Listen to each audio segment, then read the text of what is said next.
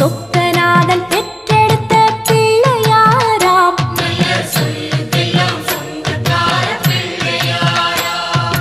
கைலாய மலைய விட்டு தெற்கே வந்தாராம். இந்த பிள்ளையாரு பட்டி கண்டு இருந்து விட்டாராம்.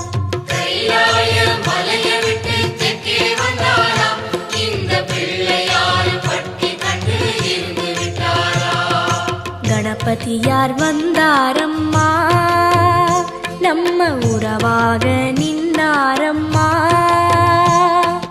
கணபதியார் வந்தாரம்மா, நம்ம உறவாக நின்னாரம்மா.